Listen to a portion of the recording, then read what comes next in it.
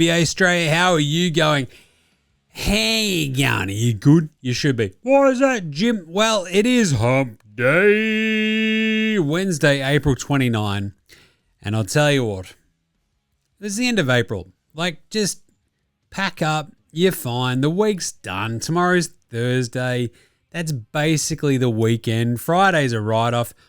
Pack her up. Get into some tins. Your mate Jim says it's okay. I'm not your boss, but I basically am. So this is NBA Straya. I'm your host, James Clemens, here in Larry Armour Studios. And I'll tell you what, the biggest news of the season has hit. We know who the executive of the year is. The really important stuff. Finally. We can celebrate the suits. Bloody hell. But anyway, really, we had 3 Game 5s today. One, each more chaotic than the next. Only one of them turned out to be a knockout game. And we say goodbye. Bye-bye. See you later to the Blazers. So we'll talk about that in the game wraps. We'll give away some awards. That's the knife. Oh, mate, no, mate. Spud of the night. Better than Lonzo Ball. And then we'll pick and preview tomorrow's games. We are doing a short show today. Why is that, Jim? I was on the beers today with our man Chris Anstey watching these games, came home and went, look, I'm just going to do a short show. We'll get some vibes, we'll get some thoughts. She'll be apples. So just strap in. She'll be up. She'll be great. It'll be fine. Trust me. It bloody well better be. All right, episode 1392 of NBA Straya. Let's go.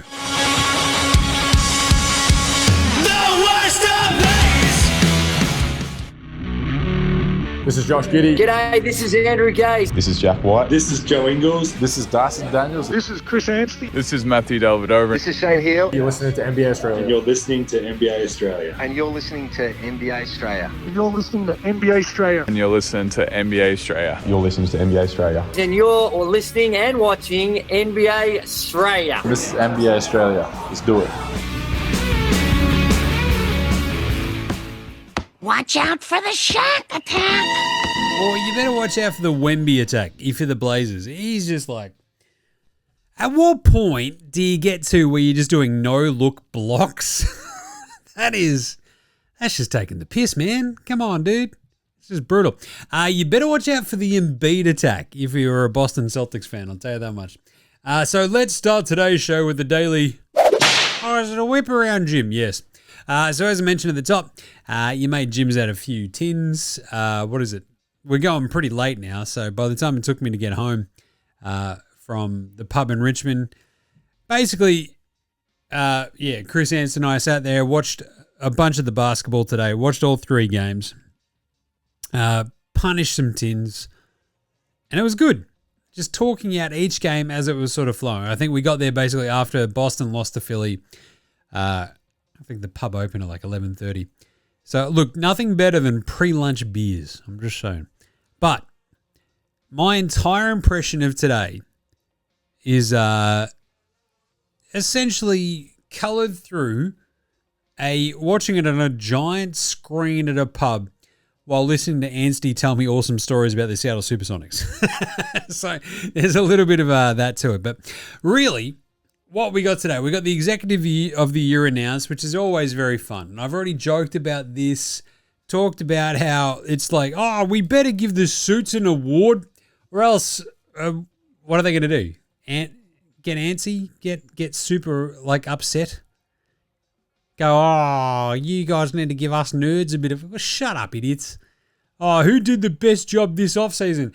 And Brad Stevens wins Executive of the Year, which is a bit weird. But, because really, what he did was just go, I'm going to get rid of all of the guys and get under the cap. Get under the luxury tax. I'll save my owners like 5 times what they're actually paying. So these like $250 million out the door, we've saved a bunch of cash. My name is Brad Stevens. I saved you $250 million. They're like, I wish you'd give him Executive of the Year. And also they came, in number 2 in the East. So that's kind of fun. 2-time winner now, which is kind of neat. But really, what are we doing here? What are we doing here? I don't like that we're given nerds awards. The Executive of the Year, yes, I think it's a very worthy award because there are shit executives. But really, Sam Presti's out there building a perennial contender. And I feel like he should just always get the award, right? It's like if you had to go, right, I am starting the Seattle Supersonics. Here we go. This is a Jim favorite topic here. I'm starting the Seattle Supersonics. The Executive of the Year, Jim, is who you get to take from all of the existing 30 teams.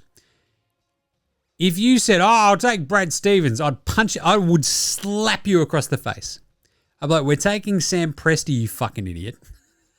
Because all he's done since the fucking Sonics moved from Seattle to fucking butt shit OKC is fleece everybody, build perennial contenders, and win a fucking title.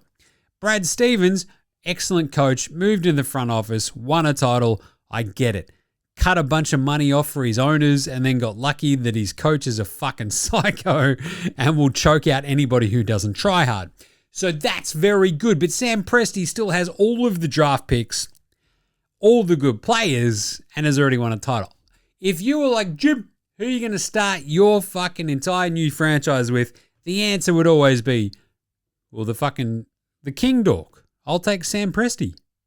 So yeah, it's a bit silly that anyone else wins it, but good.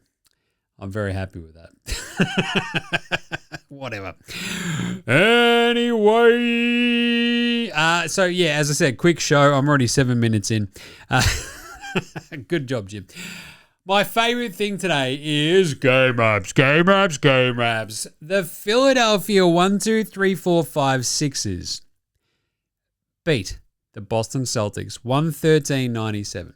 Now, Jim, why is that your favorite? Well, because I said on today's NBA Coffee Run, Boston will smash them, we'll move on. It's a 4-1 gentleman's sweep if you've ever seen a gentleman's sweep.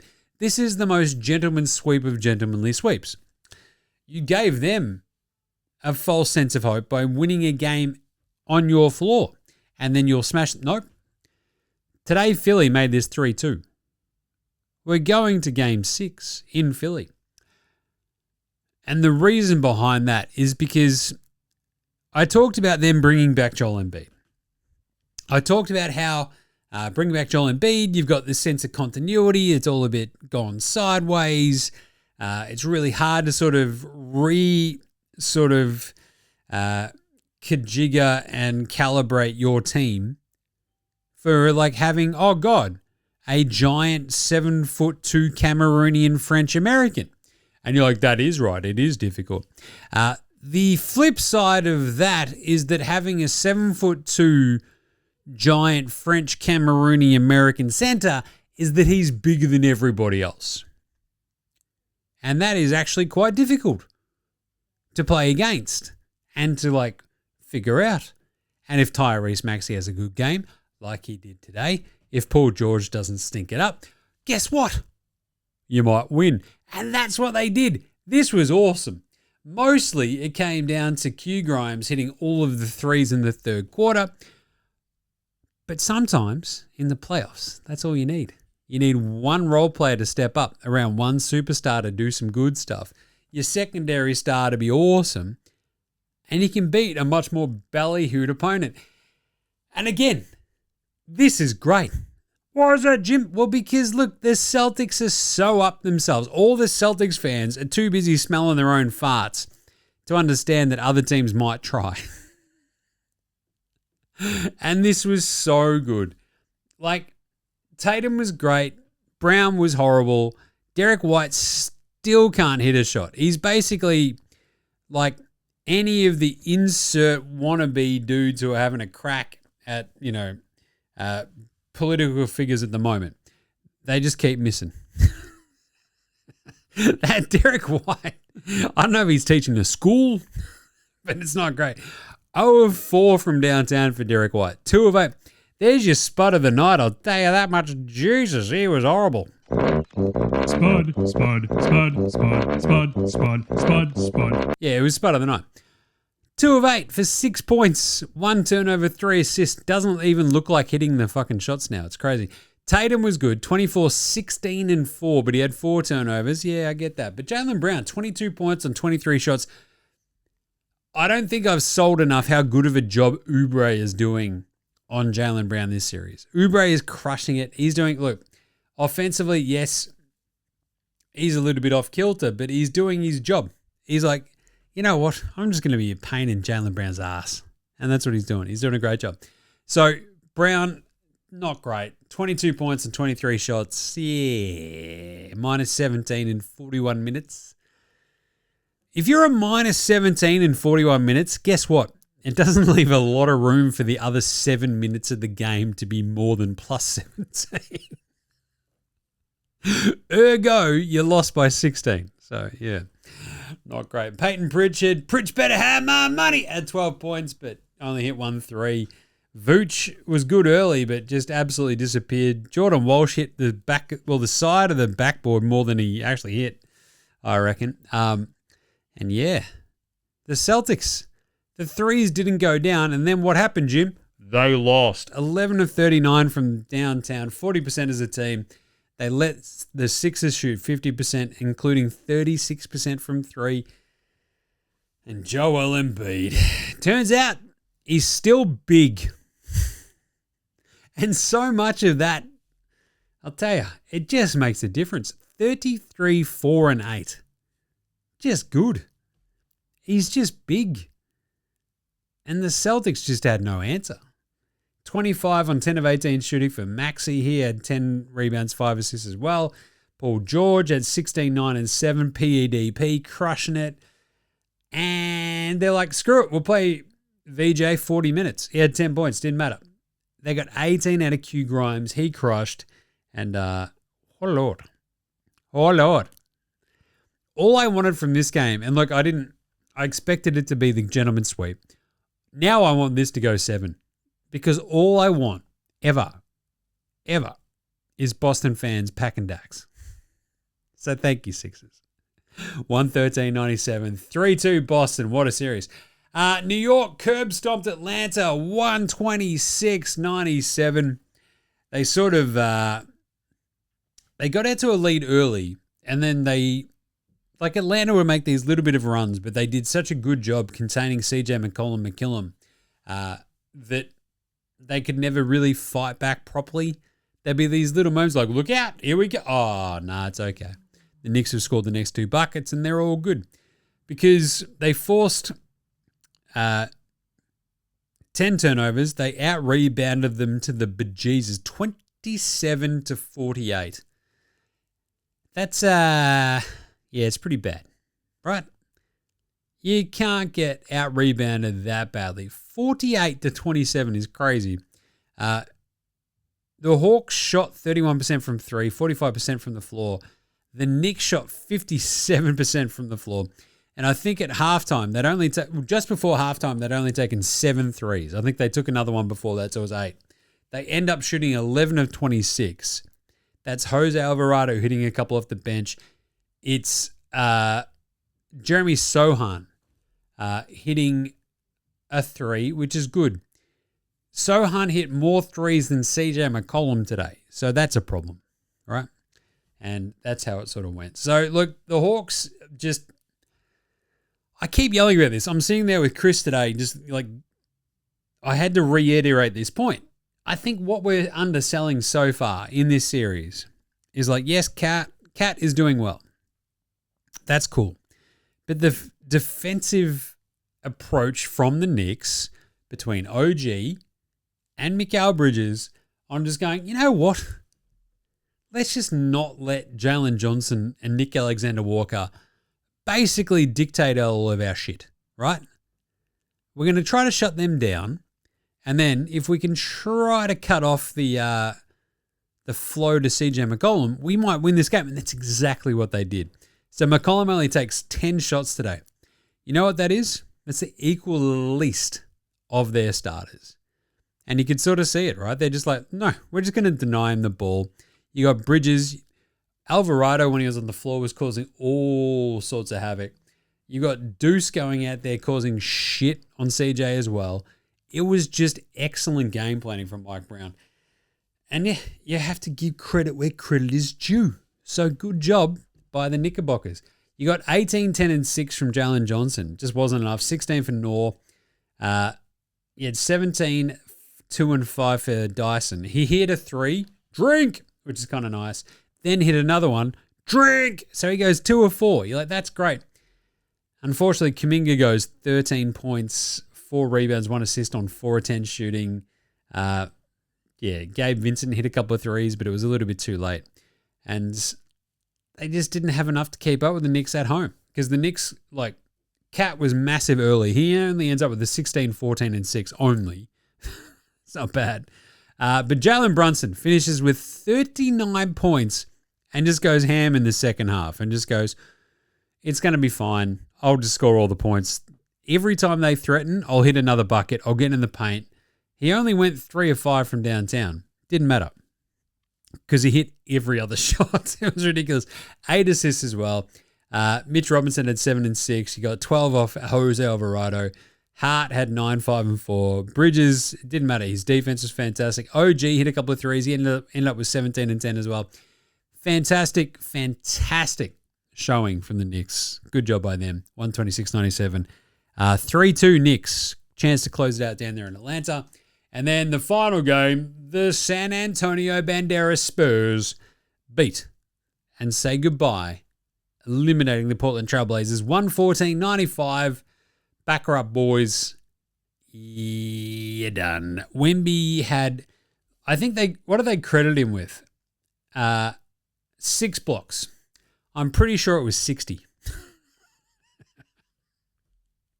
He ends up with a 17, 14, and 6. And you're like, every time you're looking at the thing, he's like, he just blocked another one. The one where he just punted the shot over the top of the backboard and into the 8th row was just silly. It was,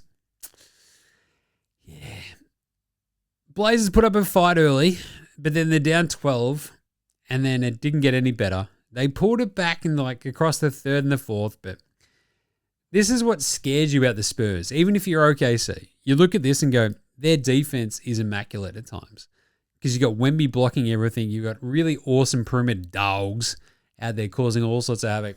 And we went into this Portland series thinking, look, their perimeter defense between Matisse Thybulle, our boy Aussie Matty T, Tamani Kamara, Scoot, Giroux, Donovan Clingan. You've got all these different aspects of defense that might kind of sing against this inexperienced Spurs. Didn't matter. The Spurs were just too good. Denny ends up with a 22, 3 and 3, but 4 turnovers. You got 10 from Clingan with 6 assists, 5 rebounds. He shot 2 of 7 from 3. 11 from Time Lord, 12 from Jeremy Grant, and nothing else. Giroux had a Barry Crocker shocker. Scoot could not keep it up from his first couple of awesome games. And it all just fell in a heap. I think at halftime it was they were shooting 30%. The Spurs were shooting 65%. It finishes up 35% versus 55%. Guess what? I'm no math magician, but you're probably going to lose that game. And that's what happened. So, yeah. What do the Blazers do, Jim? We'll answer that tomorrow. We'll sort of deep dive all of this. And, but this is more of a result show. Tamani Kamara, 2 of 10. 2 of 6 for Scoot. 3 of 14 for Drew. If your starters aren't going to hit shots, you're screwed. Meanwhile, for the Spurs, they did pretty well. Wemby, 17, 14, and 6 blocks. As I said, 19 for Julian Champagny, who had 11 points right out of the gate. Crushed it. And, didn't look back. He hit 5 threes. It was very cool. Fox, though, was kind of the story here. He took over and went, hey, remember, everybody, I'm very good in the clutch. Remember me? Clutch player of the year, Darren Fox. And you're like, oh, yeah, I remember you. He was awesome. Because, when the Blazers had their crack, he answered absolutely and resolutely, no, get out of here. 21 and 9, not bad for him. Vassell with 10 points. Stephon Castle was awesome. He had the 7 turnovers, but his hair looks great. 17 for Dylan Harper, absolute weapon. He answered some great shots too. Keldon Johnson had 7. They were just awesome. So, yeah. Spurs go through, they will take on. So they're the 2-7. So they'll take on the winner of the weird part of the bracket, the 3-6 in the West. So you better be sitting there going, are you ready for a San Antonio, Denver, or Minnesota series? Whoever they get, they're going to be absolutely rooted by the end of it. Because remember, Denver's down, 3-2 now. And I reckon that's going 7. So, yeah, that's going to be fun. All right, NBA Straya approved performance of the night. That's not a knife. That's a knife. Jalen Brunson was off his head. 39 points, absolutely absurd. But wow. There were points in this game where Wemby was just like, you know what? None of these dickheads can do anything that I can't either stop or replicate on the offensive end. It's like, you know how they talk about when AI becomes like, self-aware? That's kind of like what Wemby was doing during this series. He's like, wait a minute. I'm better than all these motherfuckers. I kind of knew it, but now I get it. I was like more angry at the Blazers for just being shit this entire fucking series than I was like impressed by the Spurs because Wemby was just that good. You're like, what the bloody hell, mate? So yeah, he was. There's 6 blocks. The bit where he's like turning around blindsided, blocking a dude. Like when you block somebody without looking, get fucked. Like that's just cheating. So not bad. Good size. Not bad. Spud of the night. Spud, Spud, Spud, Spud, Spud, Spud, Spud, Spud, Spud, Spud, Spud, Spud, it is Spud of the night. Spud of the night. CJ goes 3 of 10. You can't call him a Spud. He's the only reason they're in the series. 3 of 14 for Giroux. Again, he's the only reason the Blazers are in the series. Not a great one, though. 1 of 6 for Aussie Matty T. Not ideal. 0 of 5 from downtown. Hits the side of the backboard. Deuce McBride goes 0 of 4. That was a bit weird. Wasn't ideal. 0 of 4 for Corey Kispert and his beautiful hair. Bit of a spud. But I feel like the biggest spud today, like the one that kept breaking my heart, was Tamani Kamara. He ends up 2 of 10. And you're like, just, come on. I expect better. And Donovan Clingan, 4 of 11. Just brutal gear.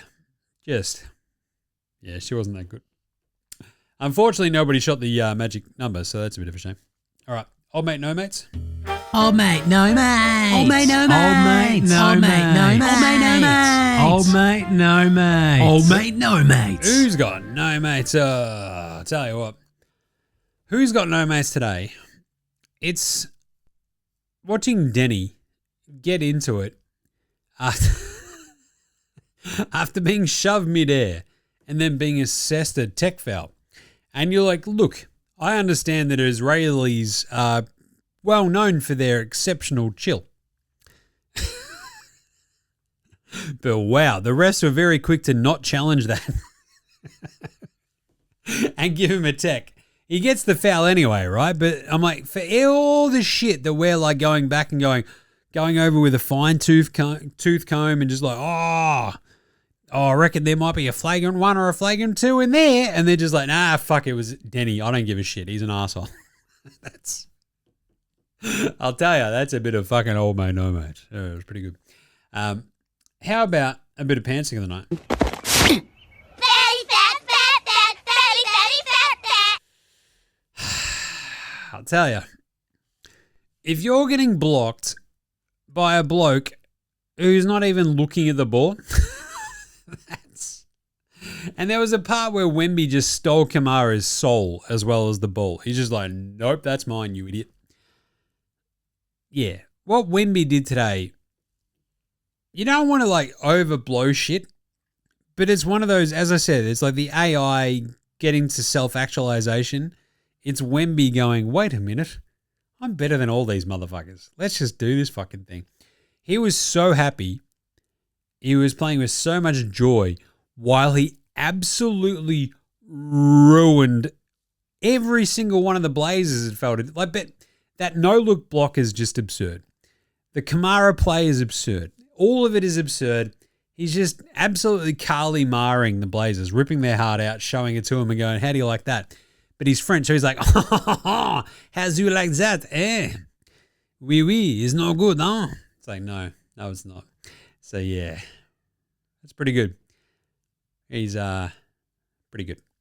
All right, and finally, better than Lonzo Ball, Ben Simmons, Lonzo. Wait, Bronny James, Ben Simmons, Lonzo Ball. Lonzo was the best player in high school. He was the best player in college. You think he'll get to the pros and be like, I made it to the pros, now I can be average. He's coming for everybody. Coming for everybody. I mean, usually I'd be just like, Dylan Harper was absolutely fucking awesome. He was also a number 2 pick. So that sort of still tracks for Lonzo, so I think it's okay. 17 points, 6 of 9 shooting, 1 of 1 from downtown, 4 of 5 at the line, 3 rebounds, an assist, and 3 steals. It feels unfair that he's on the Spurs. Right? Like, even with OKC, you look at their dudes and you're like, yes, they're developing those young fellas. That's fine. They're just some lower first-round picks that they've picked out. The Spurs are bringing the number 2 pick off the bench and he's just fucking wrecking playoff games. It feels like cheating. So, yeah.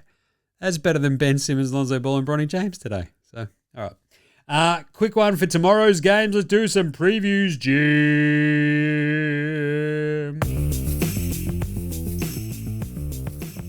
All right. So, with the Blazers knocked out of championship contention, we are getting to these pointy ends of these series with, again, a couple of... we've only got, knockout game tomorrow... 1 and 2. So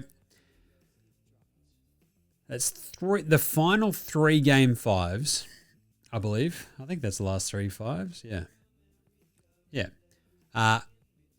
We're getting a bit squirrely now. Can Detroit stave off elimination? Can the Rockets? Like, that's what we're at, which is very fun. So let's do some game previews. Game previews. Thanks, Inadvertent Bane. Not a problem, Jim. How's it all going? Yeah, very good.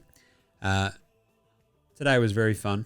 I 100% miss boozing and watching NBA games so fucking much.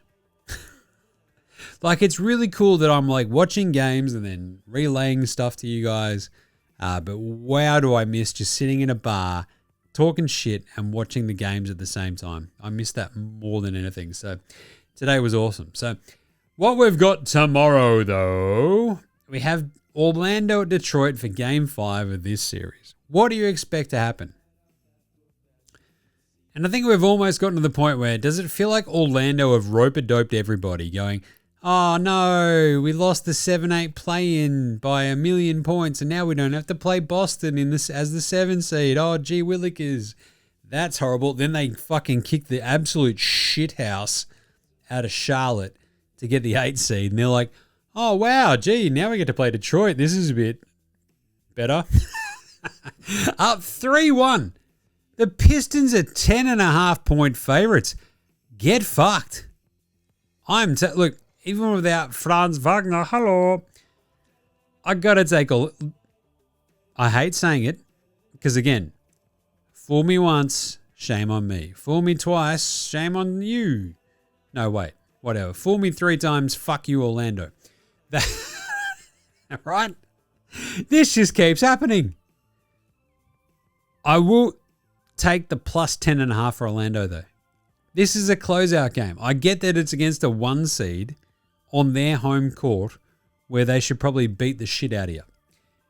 By the same token, though, the Detroit offense is broken. Jalen Duren doesn't know his ass from his elbow all of a sudden. And the Magic have won, absolute rock fight, 94-88 last game. Beat them by 8 the prior game. Lose by 15 in the second game that was in Detroit. Beat the Pistons in game 1 by 11. It doesn't really feel like the Pistons offense can hang enough with Orlando. Like, Orlando's offense has been dog shit this entire series. The defense is doing a good job for Detroit. The problem is their offense sucks ass. So I'm going to go the actual Magic plus 10.5. You're a wizard, Harry. We'll see what happens. Toronto, Cleveland. How are the Cavs 8.5 point favorites in this game? Bloody hell. Yes, they won the first 2 games walking away. And I think, so in the pub today, Chris and I are just like, all right, he's like, what are the lines for these games? I'm like, all right, throw them at me and I'll have a guess. I'm going against all the favorites, spoiler alert, because I feel like all of these lines are fucking crazy. To the tune of like Raptors Cleveland being 8.5 in favor of Cleveland is fucking crazy to me, right? So the Cavs win the first 2 games by 13 and 10. That's fine. They lose the next 2 games by 22 and 9. No, 4. Use your maths, Jim. I feel like the Cavs win this. I think it'll be a bit more of a grind. I think the Raptors' magic might disappear again on the road in Cleveland, and this is the classic 7-game series, right? I'll go back to Toronto. Toronto will figure it back out. We'll go to Game 7, and away we go. So I think Cleveland win, but I'm going to take Toronto plus 8.5 because 8.5 is just too much. It's just silly. Cleveland probably win it, but I think the Raps have learned a little bit the last couple of games. It'll be a close one. And then the other knockout game, Houston at LA. The Lakers, they might have Austin Reeves for this. It is kind of the fact that the Lakers are 4.5 point favorites here tells me that they think Reeves is coming back. And you know what? I think this might be the whimper into the night that we expect from the Rockets. It's a weird one, though, because the Rockets should have won Game 3. This should be 2-2, but they had an all-time meltdown. The Lakers, if they get Reeves back, do they move Kennard to the bench? Do they bring Reeves off the bench to sort of slow roll it? But at home, it is a tight one. The 4.5 feels a little bit generous. I might take Houston plus 4.5 and think that the Lakers actually win this. I'm just saying. Close one. So there you go. And that's it. There you go. Those are the 3 games tomorrow. I'm going to take Orlando, going to take Toronto, and I'm going to take Houston. All the underdogs. It's going to be fun as. So fun one today. Very quick one for you. So look, that was me with a bunch of tins in me talking shit about today's games. Tomorrow we'll do a bigger show and do some more yeah-nahs and shit for you. So we'll make it up to you. All right. Big shout to Chris Anstey for just shouting out and going, Jim, let's go to the pub and watch some basketball and drink some beers. Sounds like you need it. I'm like, yes, I do. So I went and did that. Legend. But otherwise, you guys are all legends as well. Support the show. Go to buymeacoffee.com/NBA Straya. Support the show. Become a sponsor. You can join the Dead Set Legends Club there. That's our Patreon, man. So help support the show. Keep it alive. All the good stuff. Get around all the socials, of course. Twitter, Facey, IG, TikTok, and YouTube. Footy Unfilterated. Talking AFL footy. Oh, I love talking about footy. It's the best. So go check out that show. Jim does Supercoach. We will do a Supercoach show tomorrow for you for AFL, which is going to be pretty fun. Chaos week, I'll tell you that much. So get around that if you like your Supercoach. Rate, review, star, subscribe across all your podcast apps, your YouTube. Jump in the comments. Send us any DMs that you want for yeah-nahs, anything else that you want to throw out there. And off we go. Big thanks to From Oslo for the intro and outro song. They Rule. So to House Hats, Joshua Delaridis, Fascinator, Goldmines, Ramshackle Army, who are playing Scarfighter 2, May 9 at the Bendigo Hotel in Collingwood. I'll be there. I'll see you there. iOS Extra Day, Green, and Dozers. They're the other bands you hear behind all the tunes. So smash them on your music streaming platform of choice. And that's it. I'm going to get out of here. We'll catch you tomorrow, you dickheads, for a bigger show. This is NBA Straya saying, look after yourselves, would you? Hug your mates, and later, Hosen.